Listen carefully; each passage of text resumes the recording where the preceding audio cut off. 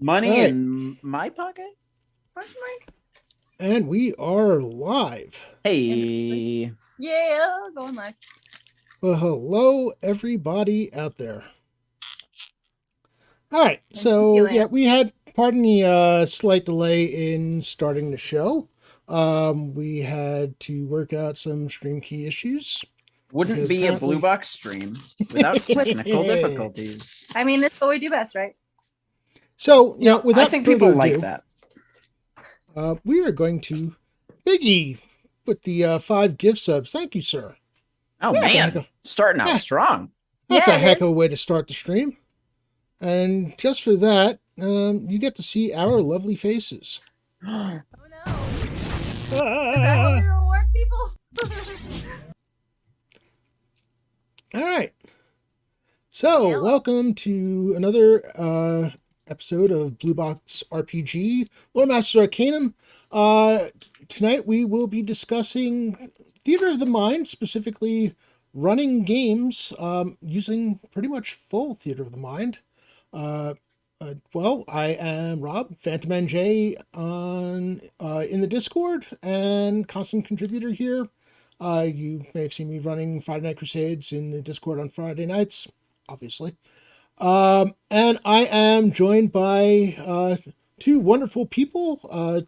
The first, well, actually, probably neither needs really any introduction, but I'm going to do it anyway. My co-host, Evelyn, she takes care of Illustrious. everything.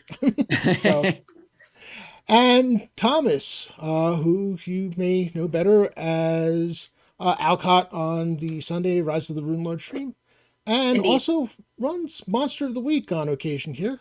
Keeper of so- monsters and mysteries. So first of all, hello, you two. Hi. Good afternoon. It's Wednesday. Good afternoon. Yeah. So, let's dive right into it. Theater of the Mind. Oh, first of all, let me ask you this. When I say Theater of the Mind, in terms of TTRPG, it can be D&D, Pathfinder, whatever, Monster of the Week. What does that mean to you? Evelyn, why don't you go first? It means basically creating all of the images of the places you're adventuring in your head. So it doesn't require terrain or minis or anything. It's just going on that adventure in your mind. All right. And Thomas. Evelyn just said something that reminded me of if you've seen the TV show Community, they play D&D in it at one point, and he describes it as like the game takes place in our collective consciousness, which is a really cool way to think about RPGs in general. But it's true. Like no matter how many images or game boards or stuff that you have, it's never going to be down accurate as to what you come up with in your own brain. And if you can accurately, as a DM and as a player, describe it to everyone around you, then you can share that consciousness space for a moment and be in the same place at the same time, but none of it actually be there in front of you, which is when I think of Theater of the Mind, that's what I think. I think of like a literal stage in front of me that we're all sitting in the audience of. Awesome. So we just got a raid, Limbo Yes. 1 Oh my gosh. CWE with a rating of 12 people. Welcome everybody. This is Blue Box RPG. I am your host this evening, Rob, Phantom NJ. Raiders, please let us know what you were doing. Hope you had a good stream, whatever it was, and you were enjoying yourselves. But yeah, welcome. Have a seat. Join the chat and Grab some water, maybe Grab some some water. popcorn. Your favorite set of dice. let us know what you're up to. So, you bring up an interesting point with regards to Theater of the Mind. And, tonight we're going to talk a little bit about running the game more or less purely Theater of the Mind. But, the interesting thing about Theater of the Mind is that really, honestly, I don't care what TTRPG you're running, there is going to be an aspect of it. Because obviously you don't have somebody physically able to fling fireballs, or at least you shouldn't. Dang. You're getting into my favorite part of Theater of the Mind, which is spell descriptions. Lightning bolts coming out of fingertips, not so much. Oh. I mean, not without somebody really, really getting hurt. Normally, the person Try me. who's, Yeah. Try who's me. I'll touching throw the a lightning bolt. the electrical socket. So, there is this aspect of description. There's going to be, even in games like you both play in one of the Blue Box streams, or in Evelyn's case, both the Blue Box streams. You've got your miniatures, you have your, use of Tailspire, but there's still that descriptive portion where, you're describing what your characters are doing. You're describing how your characters are acting. Even when, outside of the first, when you're outside of the first person role play, even, John does his descriptions. Letting you know what the weather is, what you're feeling, how, the ambiance and such. That's all theater of the mind. So, nowadays, and I mean, really, honestly, since the beginning, because miniatures have been a thing for, really almost as long as the games existed, especially since D&D was, based on a wargaming background. But there's always been this, theater of the mind to it, and there are times when you obviously being able to use tools is great, but sometimes. Maybe it's just me. Sometimes I think they can get there are times when they're just either not convenient, or sometimes they can get in the way a little bit. And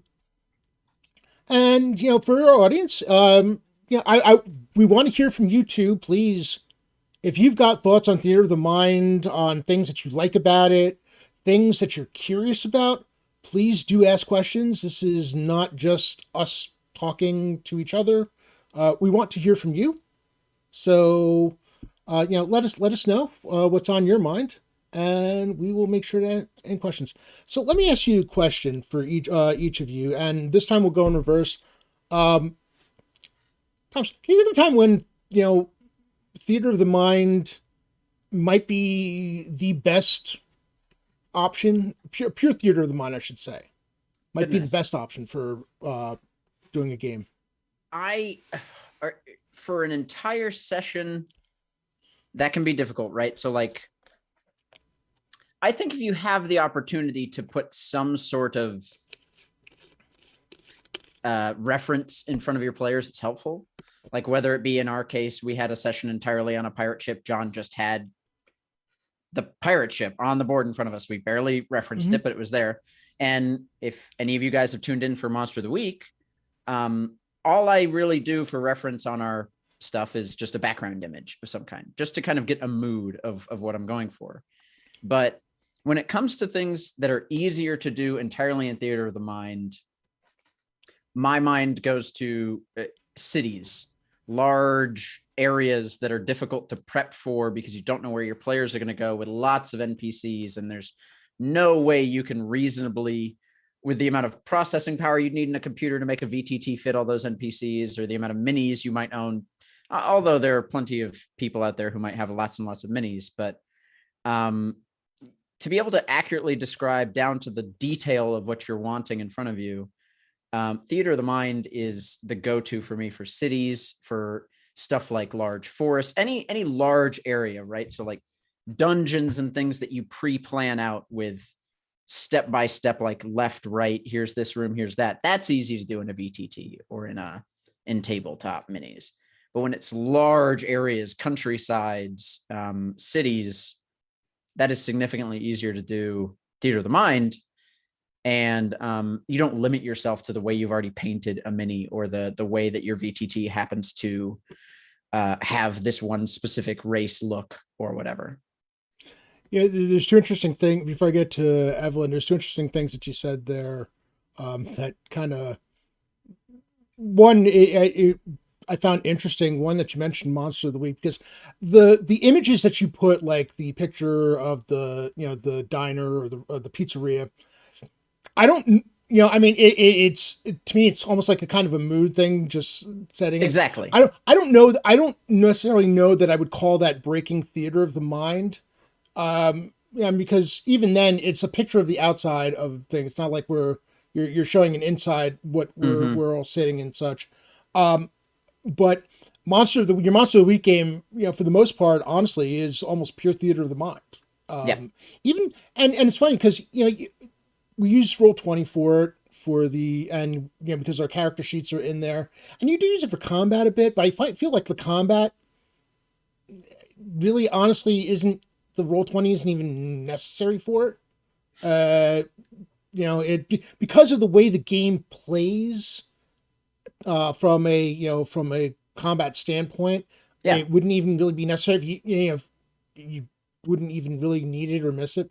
And I think that's a question of the game you're playing, right? So like there is Monster that of the Week too. definitely lends itself to theater of the mind. I don't think Monster of the Week ever needs a board. It was never built for a board. It doesn't have rules for movement, which is the first key that there is no such thing as a board in Monster of the Week. But you get into something like D&D where you're talking 5-foot increments.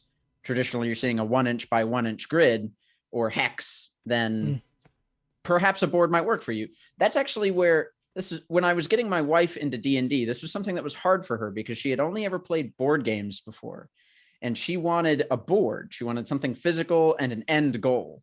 And for a lot of people, when they're getting into D&D, they're like, oh, well, where's the board? What do we do? But that's not always what D&D is. It just lends itself to it sometimes. And I'm going to be honest, I forgot what the second thing that you said was. So hopefully it'll come back to me. But in the meantime, was it about painting minis, perhaps? Actually, no, you're right. It did have to do with minis. That one struck me funny because as many minis as I have, it's always the mini that you need, the mini that you don't, that you want, that you don't have. Yep. Evelyn, how about yourself? So I'm going to say the best time for theater of the mind is all the time. And that simply is the fact that like when I started off playing, there were no minis, there weren't even maps. We didn't use maps. We literally had like the extra D6s we kind of placed them around the center of the table, but there was no gridded maps, there's no hexes, nothing. We just used the extra dice and everything was theater of the mind, and that's how I started playing. And I know that a lot of people started playing that way as well. The minis and the train and all that stuff kind of came later, I feel like, in the history of the game. But yeah, when I started D&D, it was all theater of the mind. And I think that for me, and it continues to be, that I love painting minis, I love using minis, I love using terrain and painting terrain, but I don't think those things are necessary. I think those are the like I've said before on other LMAs, but they're kind of the extra bit of sprinkle on top of the cupcake. They give you the add a little bit of interest, but they're not necessary. And I think that utilizing theater of the mind as much as possible, it helps kind of keep everybody on a similar place with the good descriptions and because it helps everybody kind of find the similar point where you are within the game. The whole about your beginnings in terms of playing pretty much matched my own. When I was really pretty young when I started playing, in first edition AD&D, and I had paper route, and my paper route could only support 2 habits. So I had my D&D books, which were easy because I only had to buy one every so often, and I had my comic books. There was no room for minis. I mean, first of all, I really didn't have a place local to me that I could get enough minis. There was never going to be enough minis. And at some point, my parents probably would have taken notice of the minis, and that might have become an issue. I always heard the classic joke of if your kid plays Magic the Gathering or D&D, at least they're not doing drugs because they can't afford them. Yeah, but I could hide the extent of my comic book habit for a while. Minis would just completely get out of hand because they'd be all over the place. Yeah. So going to the chat for a bit, Necromantic DM brings up an interesting point, and it's something that I found. It's funny. He says that minis run the risk of turning RPG into a tactical skirmish game. I also find this to extent that it also can be one of the traps with regards to VTTs as well. Yeah. Now, a good DM, a good game master, regardless, is normally not going to fall into that trap. but I've seen games where everything gets forgotten except where you are on that map. And descriptions tend to kind of like go away. Yep. It's like, oh, hey, here's X mob, and then everything becomes, okay, how are we going to defeat this mob? But that's one thing that, like, as a player, I don't feel like you should ever feel afraid to ask, can you describe this again for me? Mm-hmm. Like, maybe I missed a detail. Maybe I was, having a side conversation, something else is going on, writing a note down. Maybe I missed something in the room. And as a DM, that's why a lot of times if I have a specific room that I want to be detailed in one way or another, I'll write it down. That's also the trouble with improving, is a lot of times you can say something one way and then forget it the very next sentence you speak. So one thing I tell a lot of DMs, and this is do as I say, not as I do, because I don't do this, but take very good notes as you play, because it'll really help you in the long run. Mm-hmm. But like, it's troublesome when you're a new DM. You just bought a $60, $45 book, depends on where you bought it from. And that's only if you bought the player's handbook. Then you're looking at possibly Dungeon Master's Guide, Monster Manual, the classic big three. You're looking at like $180 you might have just spent on books. And now you're talking about, I got to buy terrain and minis too, or I have to pay for a subscription to a VTT. And so leaning on Theater of the Mind is absolutely the best way to go as a new DM. And that's why most people start with Theater of the Mind. But I like what Rob, you were talking about with like VTTs and tabletop have their downsides if they can get very tactical, especially VTTs like Roll20, which are two-dimensionally limited. Players don't think, I could climb up or jump or do stuff vertically, which is why I really like Tailspire. But then again, Tailspire costs money. So there are monetary requirements for these things too. But Theater of the Mind is write your stuff down is basically my best intro piece of advice. Is like, if you have a room and you want to go a certain way, write it down and then describe it as many times over and over again as you need to. So you bring up an interesting, and I very well said, you mentioned describing things over again, and the player should be willing to ask for that description over again, as well, if they need it. So it is very important. And one of the things about Theater of the Mind, and I think this is one of the things that can just generally be intimidating for DMs, and even if they're playing with the VTT and such, is if they don't feel their descriptions, they're worried about how they're able to describe things. It becomes more important to be able to write that out ahead of time. Have those details. Doesn't have to be long form, big story. Just the pertinent details, and be able to give those details to the players so they can. And one of the things that I've always loved about Theater of the Mind, and especially with DMs do it well, is finding that balance. And this is something I try to do myself, is finding that balance of giving enough detail so that the player's mind can just fill in the blanks. Yeah. You want to spark curiosity. You want to spark that curiosity. You also want to let that imagination go with it. And then, have them be able to ask questions, and making sure that you have the answers for them. What are some things that you like to do when you're doing Theater of the Mind, style? What are the kind of things that you like to give to the players, in terms of details and such?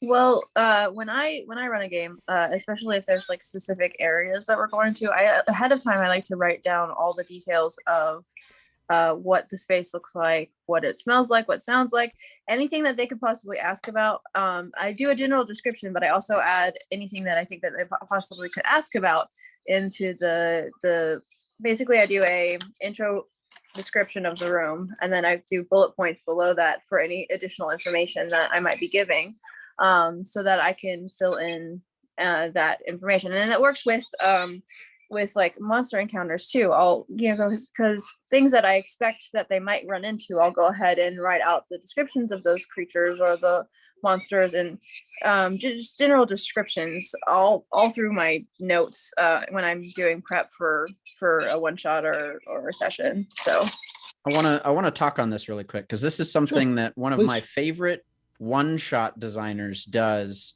in their one-shots. Whenever they're writing anything, if there is a general building space that is cohesive throughout, it's going to be around the same everywhere you go. Each room is obviously going to be individually described.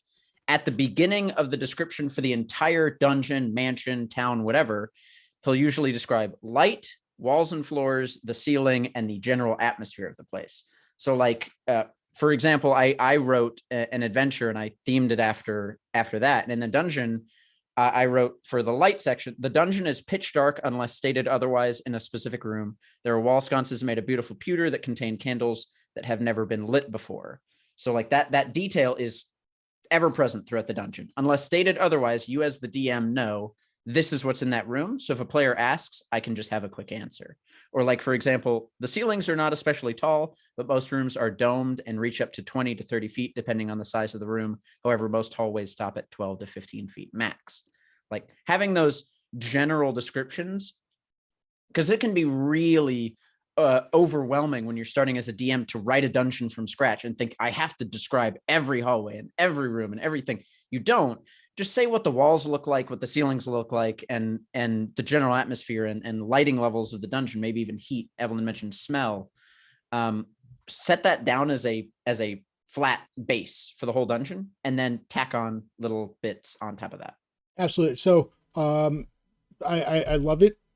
First, before we go any further, though, I want to say thank you very much, Time Lord's wife, Kayla. Thank you very much for the raid.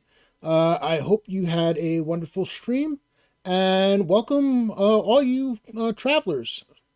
We are discussing running games in Theater of the Mind. So hope sit back, relax, and if you have questions, please do ask, or anything that you'd like to share with us, go right ahead. We've also had some really cool first-time chat conversations going on in chat from some of the people that came over from the earlier stream, which is really cool to see. That's awesome. That is absolutely awesome. So you mentioned smells and also having that baseline as far as what you can expect, and then highlighting the differences. So yeah, it does bring up the interesting concept of, in terms of what another thing that I like to do is make sure that I'm touching on all of the senses. I want them to have a sense of what does it smell like. Is it musty? Is the air dry? Is there a gloomy feel to it? What's going on? How are the players affected? I try to because I like a heavy role play, and I like to let my players figure it out for themselves, and how they want to handle it. I tried not to get into, well, how does it feel inside? No, I'm giving them the ambiance as much in the description as I can, and letting them tell me how it affects them. Unless, of course, there's something that's supposed to be saving throw worthy, when we're getting to that level of thing. This is actually an interesting conversation that I think is almost worth an entire another LMA on its own. But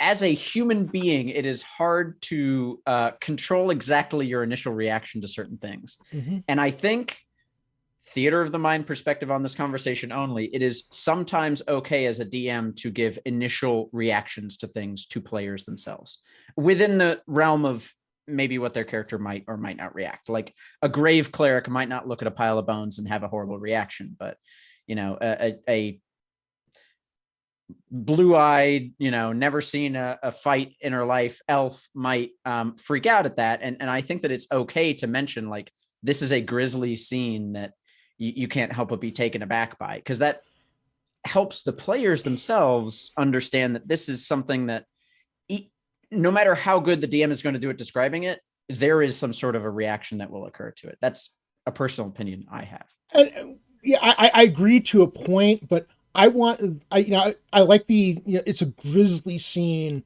It is, and saying it, and I mean, it's okay to say it's something that you've never seen. Saying that the scene is a horrific scene, and it's something beyond anything that the character would have been exposed to before. Good with that. I want to let the player decide how that reaction is going to be, and I'm very, very, very big on player agency. I know I try to avoid ever forcing a feeling on a player. Mhm. Unless again it's something that is like to the point of being saving throw worthy, where they're being struck by a fear that really honestly is more than just their reaction to things. Yeah. There's actually in 5e, there's rules in the Dungeon Master's Guide for madness and seeing things that really genuinely should mess your brain up, and you have Okay. no control over that, which is cool too. Mm-hmm. So, um, where did I want to go next with this? Do we have There anything was for a the... good question in chat if you want Okay, to. go for it. If you can find it, please. Uh, Dark Elf Twilight asked, "What is some advice you might have for someone who is used to the theater of the mind, but has players who typically prefer maps and minis, especially when you don't have access to those at the time?" Which is a very good question, because that's the whole point of tonight's conversation. Because Evelyn and I come from Blue Box, where we have minis and VTT every single session, Evelyn, and would you so like to we're spoiled. We're used to it. But Evelyn, would you leaning like to tackle on, that question first? yeah, please. Yeah, so I mean, like I said before, I started off with no minis and train from the get-go. So I was definitely more of a theater of the mind player. But we have gotten used to having minis and train, and I think the best thing to do really is, if you're DMing a group like that, explain to them ahead of time that the style of campaign you're planning on running.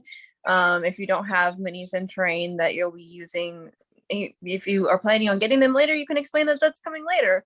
But if you're not planning on using them all, just let them know, because at the same time, if that's not something they're interested in, your players have a right to know that.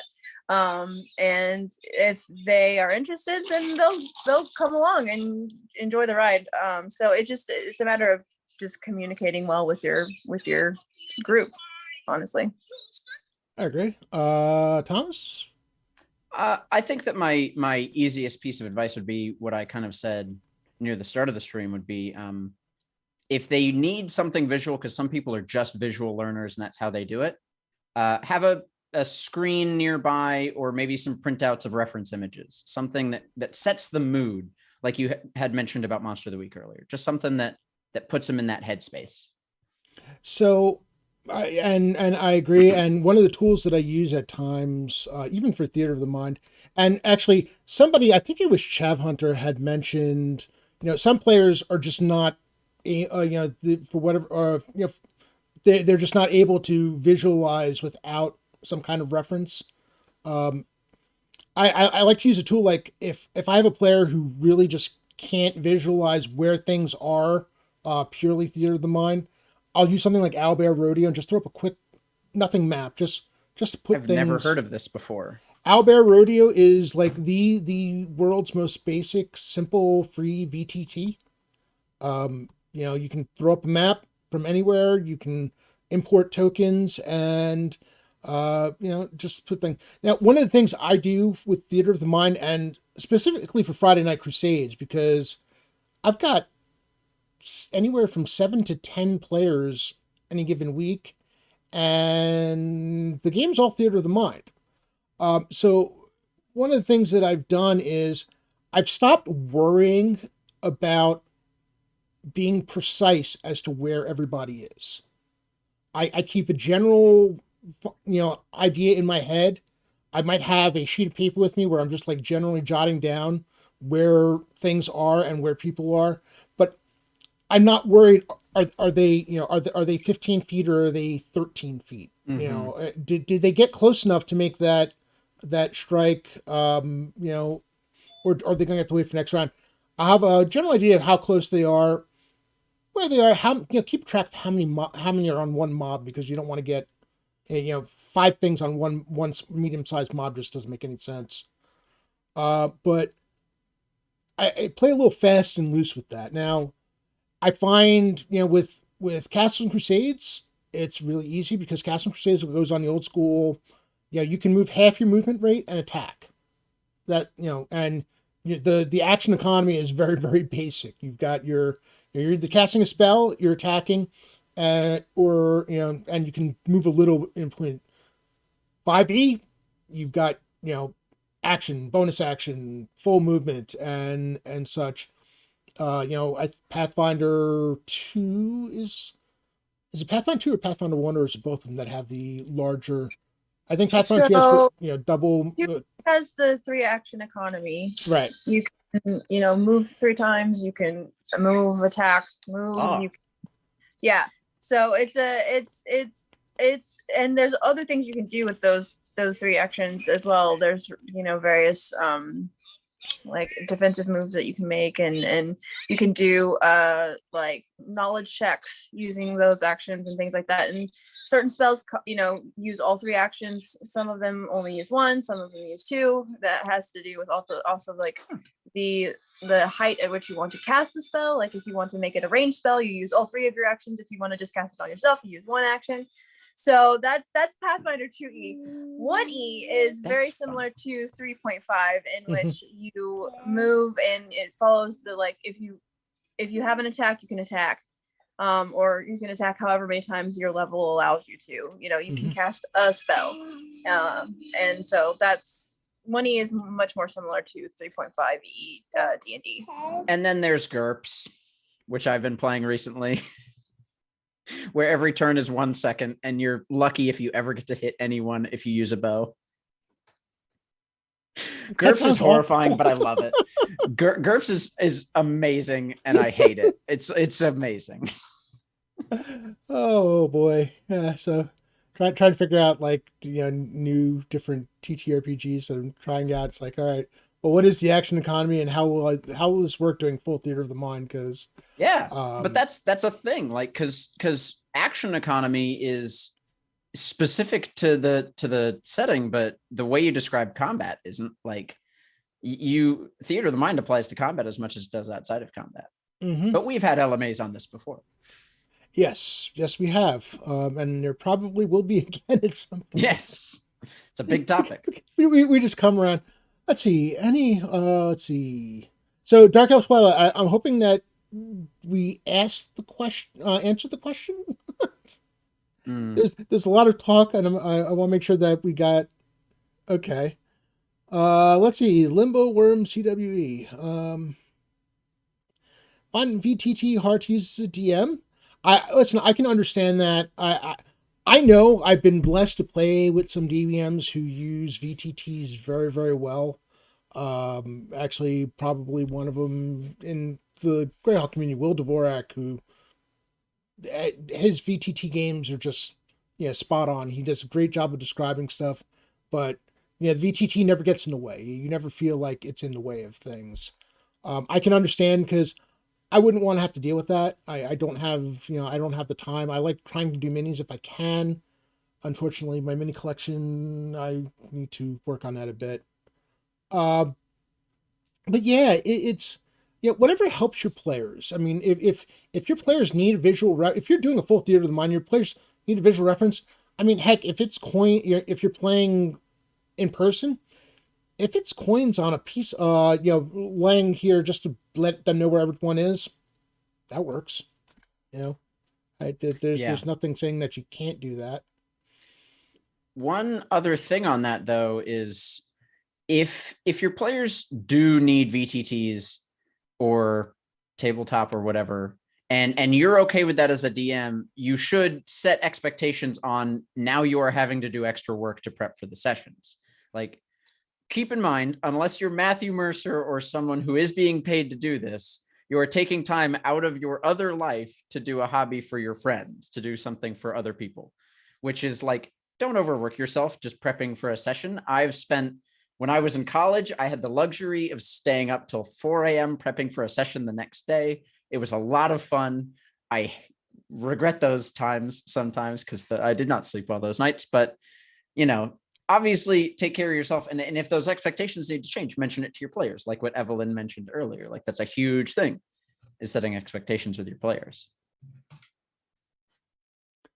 So we're going to switch the conversation, turn on its head a little bit. What can a player do to help a DM run when the DM is running a theater of the mind style game.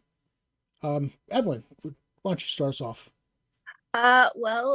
Be actively participating. Describe things that you're doing. Not just say, I'm going to go hit this or I'm going to go buy a drink at the bar. It's, describe like how you're feeling, describe what you're seeing, sensing, describe if you're a caster, describe how you're casting the spell, what spell components are you utilizing?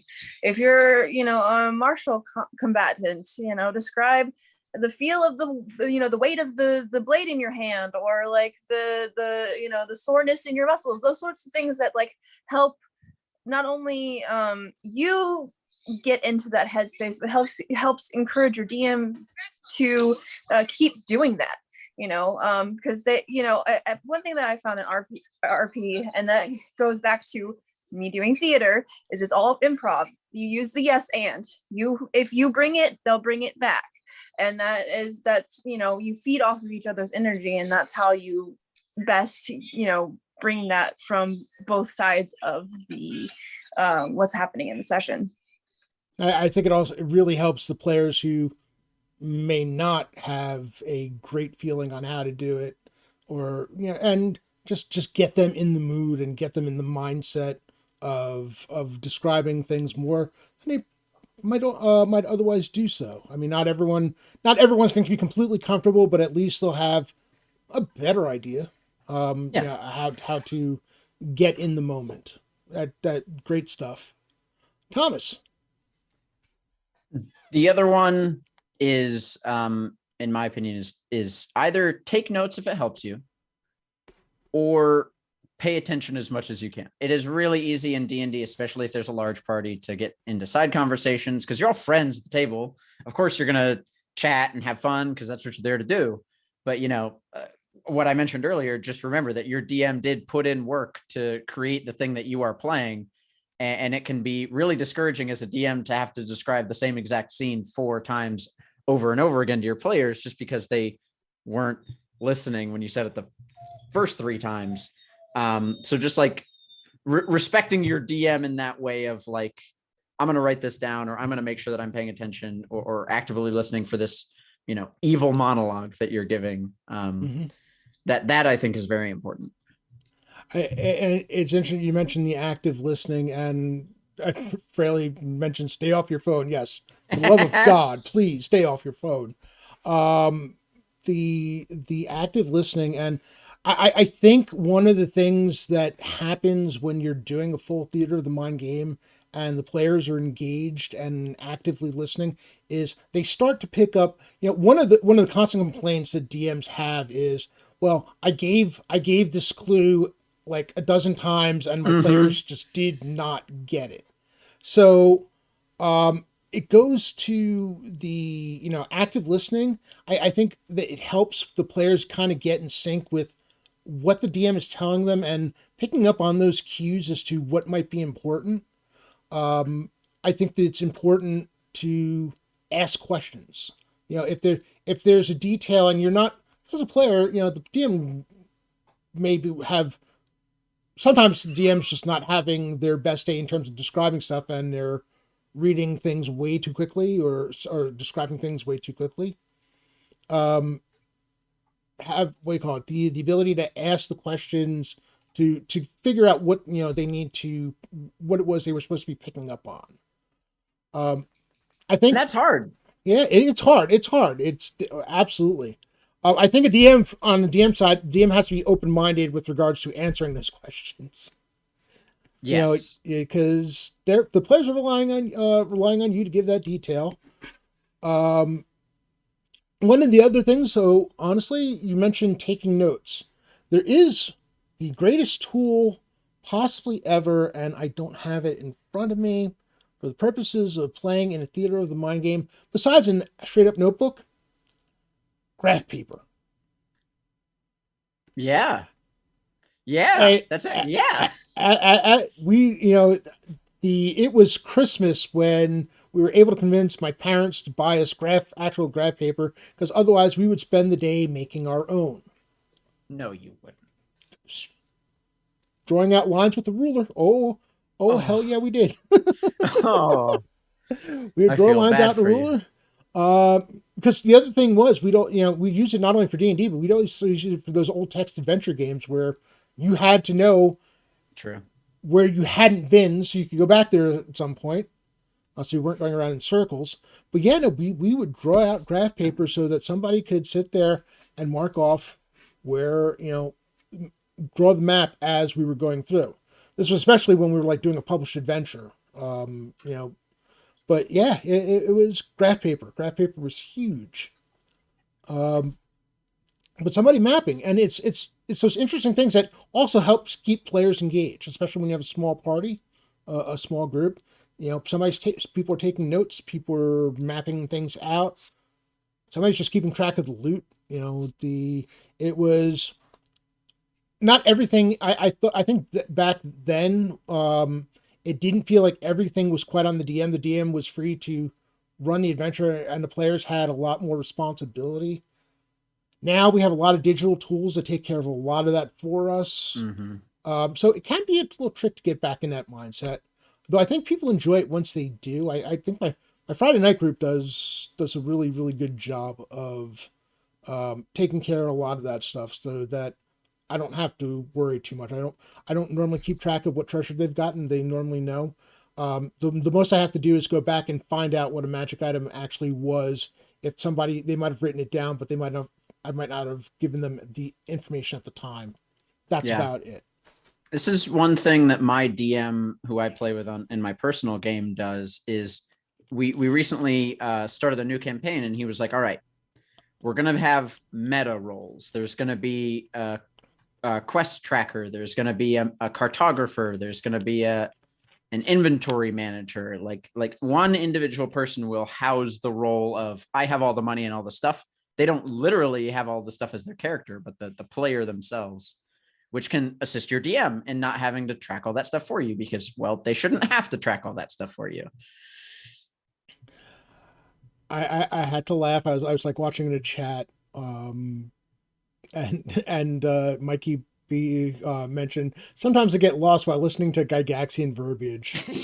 So just for a little context here, I managed to get myself my hands on a copy of Castles at Zagig, which was basically one of the last things Gary Gygax wrote. It's a dungeon that was supposed to be for Troll Games, but they weren't able to end up selling it. They weren't able to sell it for legal issues. Here's things that you should not do as a DM in a Theater of the Mind game. If your players need to go and pick up a thesaurus for every fifth word, or worse, the DM needs to go pick up the thesaurus to figure out what the hell you're talking about when you cough, cough, give the John. description, something has gone horribly wrong. And I was doing this adventure, and I'm sitting there. I'm just like, yep, no, I'm just not even going to try the words because it got silly after a while. So, Limbo Worm CWE. I love being a DM, but someone who is dyslexic as anything, I suck at taking notes. I put in a recommendation for this. This is something that we do in my personal game. My DM does the same thing. We have a mic on the table, and he records it, and then he'll post it to YouTube privately so that we can watch it and listen to it later. But it's literally just audio notes. It's our game over again. And I know that that's like a lot of hours worth of stuff to listen to. But hey, if you remember kind of when in the session it happened, you can go back to it and listen. Wait, and that's how Alcott got hit by Yes. I tempt the DM too often. But Pat66 had a really good question that I wanted to get to, and I don't want it to get lost. Please, I must have missed it. It was which scene that you could have that you had could have been better in Theater of the Mind versus minis. Would it play out differently if the VTT or terrain was used? So I think the question is, which scene did you do physically that you think you could have done better in Theater of the Mind and vice versa? Which scene have you personally as a DM done in Theater of the Mind that you could have done better in a VTT or in minis? I have a good answer since it seems like you two are thinking. Okay. recently we fought a Faerun in Monster of the Week in a cave that Rob, you mentioned earlier. I had a gridded map made for. I actually personally created the map using a map making tool. It was a cave that had some stuff in it that I specifically wanted laid out visually. But I originally created the entire Faerun story for a podcast that I was going to be running at one point and didn't get the chance to run with the people who were going to be in it. And so I just reused the story, the entire Roll20 that I had set up for Blue Box. That being said, the luxury of a podcast is I can cut it down to whatever length I want to and edit it after the fact. A live stream, we are time constrained to when the stream has to end. And the trouble is we made our way to that combat and it went a little longer than what I was expecting, because originally that combat and all of it was meant to be almost dungeon crawl-esque in pay attention to the details of the screen in front of you. You tell me where you want to go, look at the things. And, that's what you were mentioning earlier with the downfalls of VTT and tabletop, is it becomes more of a tactical fight. And that's what I was kind of looking for, but it's not how it ended up. I think that it could have easily been Theater of the Mind, probably better described in Theater of the Mind and not constrained to that visual. In terms of one that was Theater of the Mind that I probably would have, there's so many that I would rather do in minis because it's so cool to do. Like if I had minis to represent the things that I could describe with my mind, it would be the best. But you can't because money. So yeah, I don't have a specific answer for that, but I think that was a good example for like one that was physical that I probably should have done Theater of the Mind. Okay. Evelyn, how about yourself? I've only actually run one game with minis. All of my other ones have been Theater of the Mind. So I guess that one. So yeah, I don't know. I've enjoyed. I think one that I would have liked to actually run with minis or like a virtual tabletop was actually the and I loosely did it for when we did the pirate adventure, but I would have liked to have been able to put a little more time into that because it ended up being mostly Theater of the Mind. But yeah, so I don't really have one because I haven't run enough sessions yet, I don't think. Okay. I think you did a great job on the pirate one shot. VTT and Theater of the Mind. I think it mixed well. Actually, Amanda kind of helped me with in terms of, and I have a couple of examples. One that she mentioned, there was one Friday Night Crusades game where we probably could have benefited because there ended up being a little bit of friendly fire, and that was because of a slight misunderstanding as to where people were. And the funny thing was, because of, in order to help move the game along, I did have the map on the screen, though it was just basically the map right from the adventure. It didn't have, there where the character placements were. We were just like basically making it easier for them to go pick what room they wanted to go, and I described the room as they got there. Avoided describing every single hallway unless there was something to see there. But yeah, there ended up being a little friendly fire. The other one was actually a few sessions, maybe it was probably about 5 or 6 sessions earlier.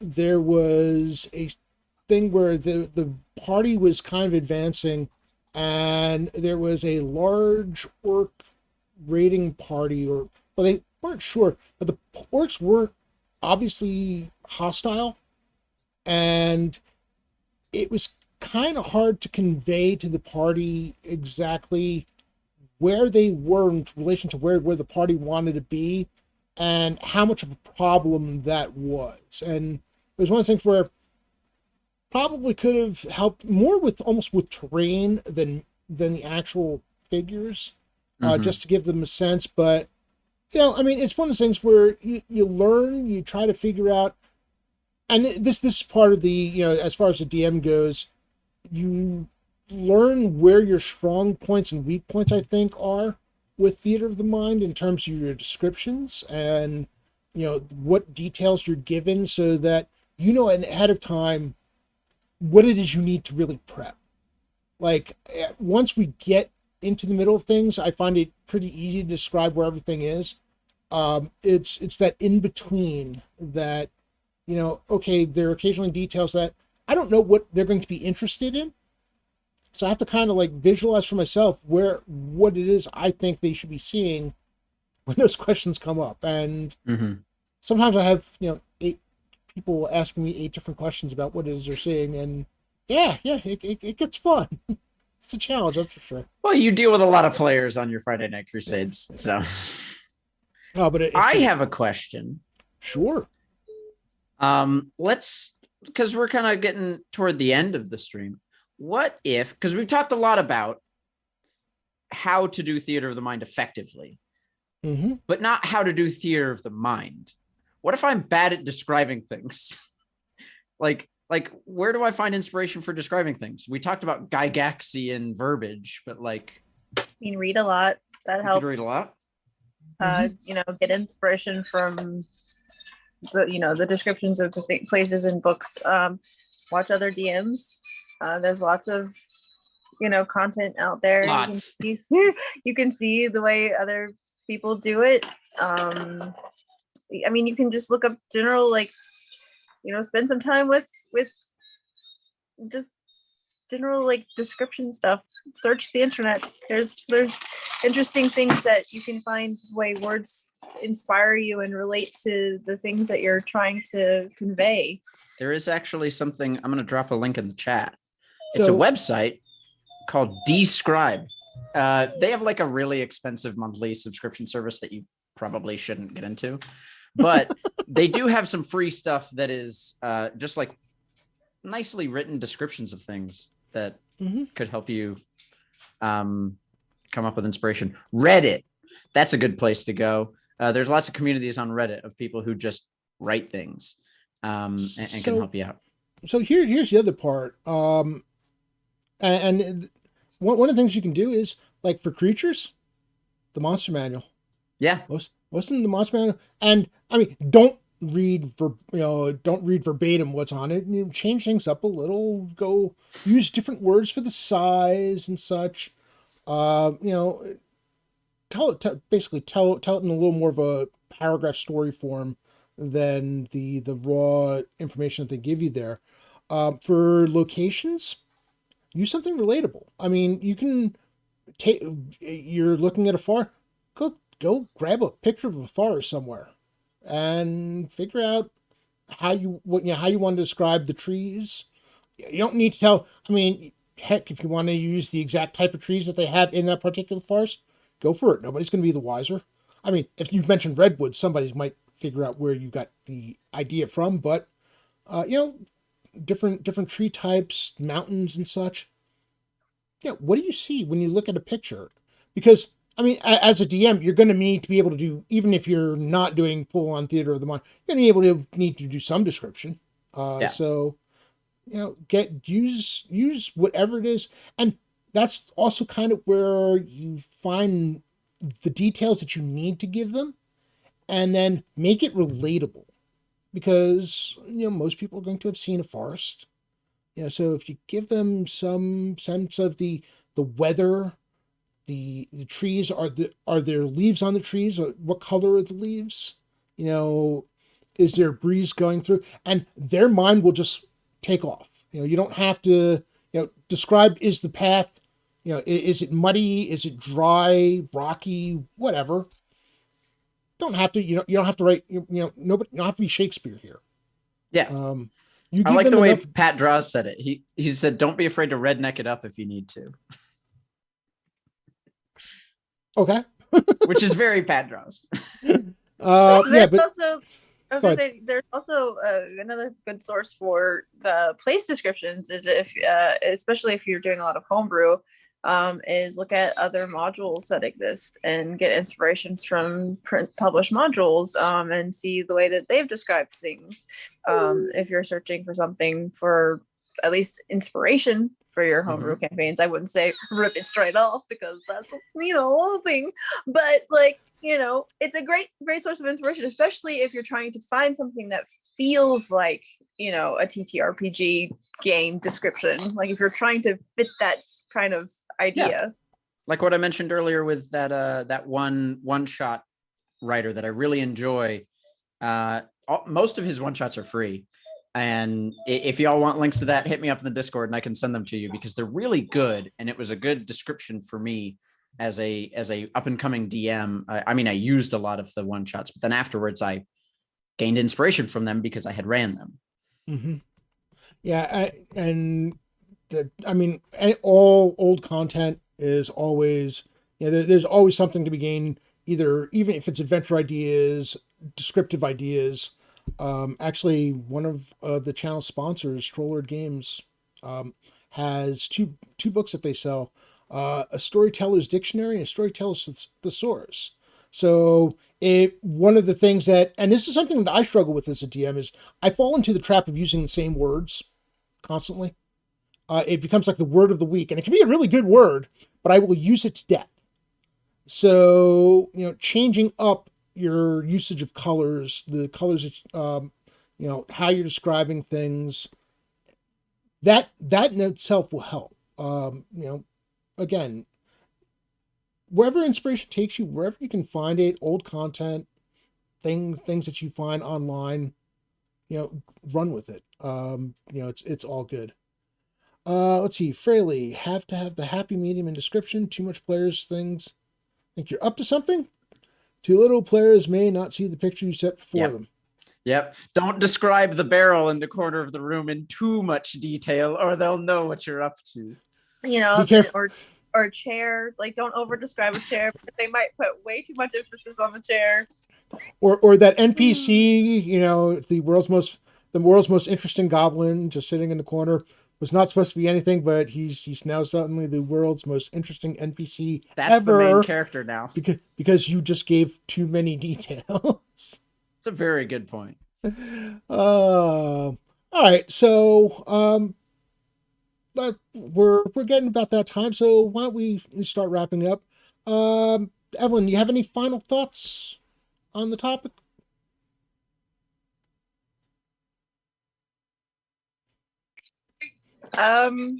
Yeah, don't be afraid to experiment with theater of mind. See what works, see what doesn't.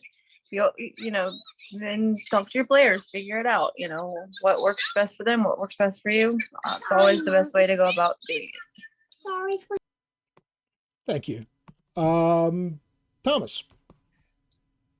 I want to touch on what Biggie Paw said in chat, which is never be afraid to ask other DMs for help if you're stuck before your game. Mm-hmm. The community at Blue Box is awesome because we have a lot of people who are both very experienced and not very experienced. And if you need help, I am always someone who loves to answer questions personally. If you want to reach out to me, I love helping people out with stuff, bouncing ideas off. That is like one of my favorite things.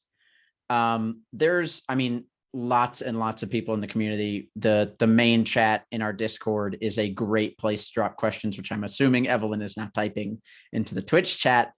If you would like to join, we have an awesome community of people who can answer any questions you might have, give assistance with stuff. And I think that is a huge takeaway for tonight, is like, if you've been tuning in the whole night and you're new to this, definitely check out the Discord. We've got an awesome community of people. I completely agree. Mad Chatters rule. Some of the best. Evelyn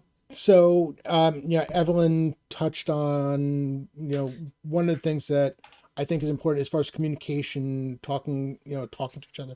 I think with Theater of the Mind, it's also one of those things where communication after the session is over or between sessions is also important. If you're not getting, if your DM is doing a generally good job and you're enjoying the game, but there's stuff that you feel that you're missing in terms from the description, things that you need in order to visualize, talk to your DM. Obviously don't need to be confrontational, but just basically just go over details that, if there's, see if you can find a way and work with your players, work with your DM to find that happy medium in terms of getting the information that you need. And if there's anything that can be done to help the experience. We're going to be talking more about players talking to their DMs probably next week. Segue. Hint, hint. All right, so it occurs to me that we probably should mention our sponsors before we go. So, Why not? Evelyn, would you care to take us through those? Yeah, I can do it really quick. So first up we have Cozy Gamer Dice. Cozy Gamer Dice. She makes really awesome sparkly quick blacks. And you can roll, and they roll really well. I know because I own a lot of. They roll really well. I can vouch for that. It's horrifying. Yeah. So yeah, check out Cozy Gamer. Next up, we have Troll Lord Games, who has gotten quite a few mentions tonight. They are the creators of Castles and Crusades, and you can check them out over on their website and see all of the other things that they do as well. But yes, we do Friday Night Crusades in our Discord. So if you want to try playing out Castles and Crusades for yourself, you can join us on Friday nights.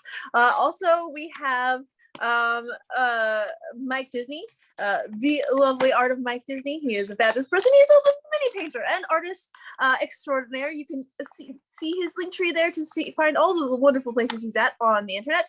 But he also streams on Twitch regularly in the mornings, and you can see him do his mini painting, and it's always really, really cool. And you can see him at BlueBoxCon. Yes, we'll see him at BlueBoxCon if you join us for BlueBoxCon, which I will drop the link for that too really quickly.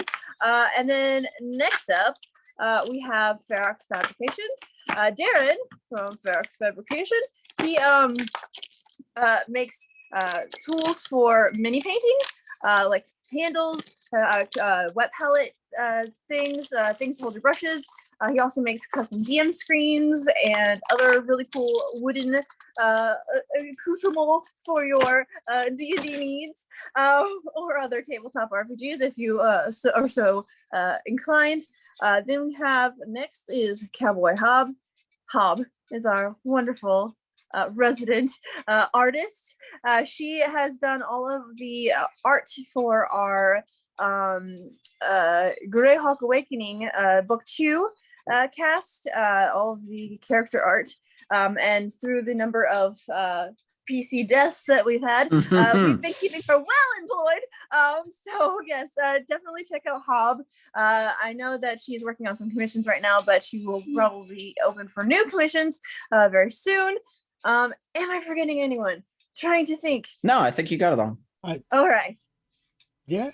Okay. Huzzah! It's a lot. It is a lot. Wow. Okay. Yes. Get everyone. So we're going to Mantic! I forgot Mantic. Mantic! Mantic. Ah! Oh no! And I just handled a whole bunch of their stuff today. I probably Yeah, should so remember that. Mantic Games, they are the makers of terrain crates. And they also just make a lot of other really cool terrain and minis. And yeah, you should check them out because they've got some really, really, really, really neat stuff. So yeah, that's everyone. Thank you, Evelyn.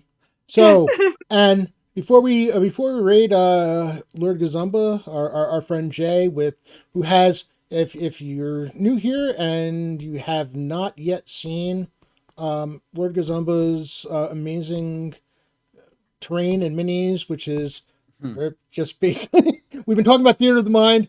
This is not that. This is the exact opposite. You're going to want to stick around for this raid. But before that, we here at Blue Box have a question that we like to ask you.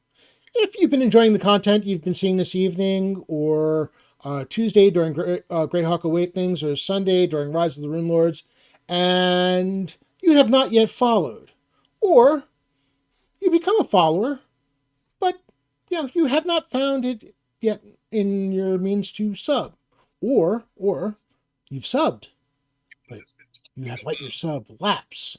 We here at Blue Box have one question for you. What are you doing? Give us a follow, give us a sub, give us a resub, but most of all, please just keep coming back for more content here.